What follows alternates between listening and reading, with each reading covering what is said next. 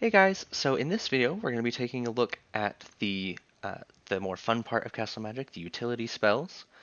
In particular, there are three types. There's utility, effects, and action. But we're going to be going over utility in this one because it covers most of what you kind of need to know it's more along the lines of like activating stuff. So yeah, let's get started. The first thing we're going to take a look at is the Activate Reflector spell. We looked at reflectors in the last video, but basically it activates a random reflector or a normal reflector. Pretty self-explanatory. Those reflectors look like this or like this. Um, but yeah, they basically just activate a reflector, and that's basically it. So the next one we're going to take a look at is the allow and don't allow mounts in area. So these spells will overwrite the normal housing laws. So normally when you're on the outside of a house, you can like have your mount on. When you go inside it, you can have it off. But yeah, so these will overwrite them. So what I've got set up here is a magic timer that we will set to on, and every 1 second it'll switch between its two states, so on and off. When it's on, it'll allow mounts, and when it's off, it'll disallow mounts. And this is just kind of a funny little interaction I found out while I was setting this up. But we can set it on and watch what happens. So we disallowed, allowed, disallowed, allowed, and that'll just keep going on forever. It's kind of annoying for your house guests, so it's a funny little prank you can pull on them if you want. And stuff like that. So we'll go ahead and turn that off. We'll take off our mount too, because I don't really want to wear it right now for this video. So yeah, that is the allow and disallow mount spells. Those are pretty good. Another one I'd like to take a look at is the PvP Sigil Remover spell. So this will remove the PvP sigil like it says, and it basically makes sure that even if they walk over it, you can't actually start a battle, so you won't get the whole PvP thing going on in your house. The next thing I'd like to take a look at is the press X to interact spell. So that looks like this. This is a kind of useful spell depending on what you're doing. I actually use this as my house, or in my house, at one point, but if you're far enough away to where this item isn't registered, it won't actually play the animation, which is kind of sad, but it is what it is. So let's take a look at what that spell does. So normally, whenever you press X on the koi pond, you'll drop that little flake in there, and a fish will come and get it. It's really cute, little fun animation. And if we do that same thing, so we've got this button that activates our reflector, and then that reflector presses X on an item to interact with it. Okay, so we'll do that. Notice the flake dropped and the fish came and got it. So this is a way to remotely activate various things in your house.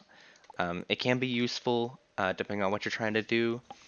But yeah, so another thing to note about the interact with X item spell is that it doesn't work on our magic items, so it doesn't work on, say, a magic floor button or a magic lever or a magic brazier, stuff like that.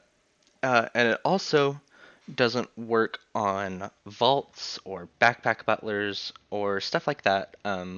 So basically, if it's supposed to open an inventory or interact with other housing items, it's not gonna, or interact with magic housing items, it won't be able to activate those.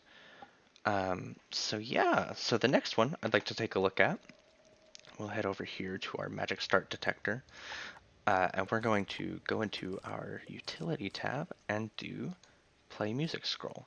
Now I've already got this selected on this music scroll we have here, but this one's pretty simple. So basically on start, we will have it play the music in the targeted music scroll.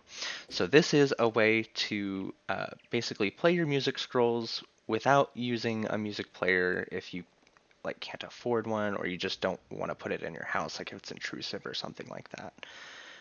So it's just kind of an easy way to get around that. So let's test that out real quick. There you go.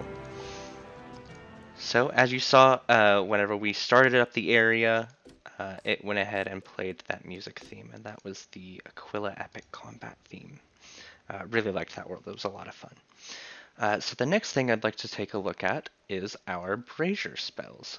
So if you'll remember, Braziers normally have a fire, storm, ice, and off state, right? But we can actually change that remotely.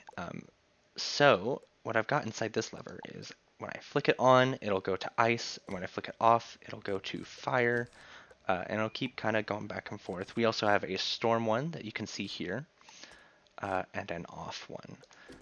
So this is a way to remotely start up your Braziers to do various things in your house. And even though we've done that, we can still cycle through them ourselves in the same kind of manner. So yeah, that one can be useful depending on what you're doing. Really, I would just use it as like a decoration, but you can do plenty of things with that.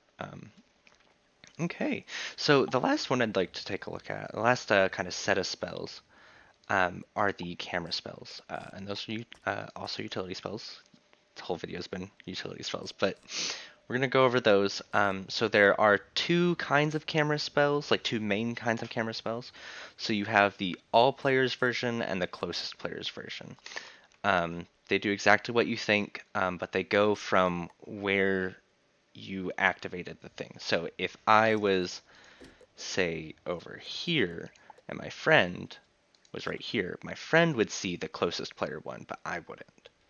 Okay, so I hope that kind of makes sense. Inside this button, we just have another activate reflector. You'll want to be buying a lot of those, basically. But yeah, so let's do the all players see a close-up of that target. So we'll do that. And you'll see it does this little cutscene. We get to see our nice little koi pond and stuff like that. You can also, if I can get over to it, see, things will still happen. So we got that going. Camera spells are a lot of fun. This is how you make cutscenes and stuff inside your house, like I did in mine. So we'll go ahead and set something like that up real quick.